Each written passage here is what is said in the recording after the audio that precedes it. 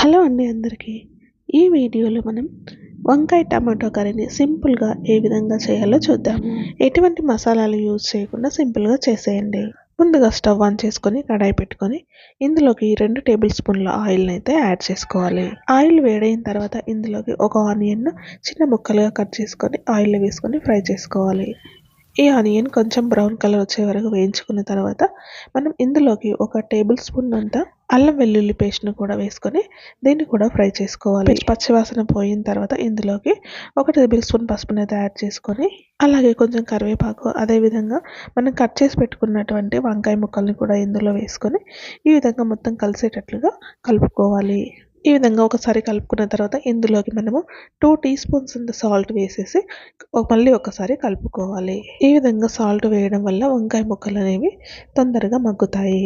Salt వేసిన తర్వాత ఈ విధంగా మొత్తం ఒకసారి కలుపుకొని మనము మూత పెట్టేసుకొని ఒక 5 నిమిషాల వరకు వదిలేసి 5 నిమిషాల తర్వాత మూత తీసి చూస్తే మనకి ఈ విధంగా వంకాయ ముక్కలు కొంచెం మగ్గుతాయి. మగ్గిన తర్వాత ఇందులోకి ఒక 2 చిన్న టమాటాలను కూడా తీసుకొని ముక్కలుగా కట్ చేసుకొని యాడ్ చేసుకోవాలి. టమాటా ముక్కలు వేసుకొని కలుపుకున్న తర్వాత ఇందులోకి మనము మన టేస్ట్కి తగినట్లుగా 2 లేదా 3 టీ స్పూన్ల కారం పొడిని కూడా వేసుకొని ఒకసారి బాగా కలుపుకోవాలి. కారం వేసిన వెంటనే మనం వాటర్ యాడ్ చేయకుండా ఈ విధంగా కాస్త కలుపుకొని దీనిని ఒక 2 మినిట్స్ వరకు ఈ విధంగా ముక్కలకి కారం అనేది పట్టనివ్వాలి.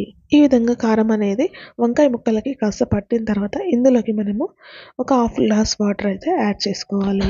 వాటర్ యాడ్ చేసిన తర్వాత మనము ఈ వంకాయ ముక్కలు ఉడికే వరకు కూడా దీనిని మూత పెట్టుకొని ఒక 5 నిమిషాల వరకు కూడా ఉడికించుకోవాలి. ఎటువంటి మసాలాలు యూజ్ చేయకుండా మనం ఈ విధంగా సింపుల్గా చేసేయచ్చు. ఒక 5 నిమిషాల తర్వాత మనకి వంకాయ ముక్కలు మెత్తగా ఉడికిపోతాయి. ఉడికిన తర్వాత ఇందులోకి మనము ఒక టేబుల్ స్పూన్ ధనియాల పొడిని కూడా యాడ్ చేసుకోవాలి.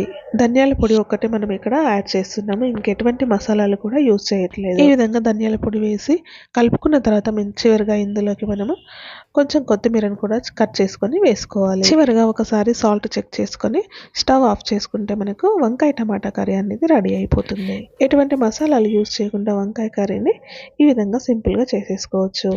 ఈ వీడియో మీకు నచ్చినట్లయితే ప్లీజ్ లైక్ చేయండి, షేర్ చేయండి. ఇలాంటి మరిన్ని వీడియోల కోసం మన ఛానల్ని సబ్స్క్రైబ్ చేసుకోండి.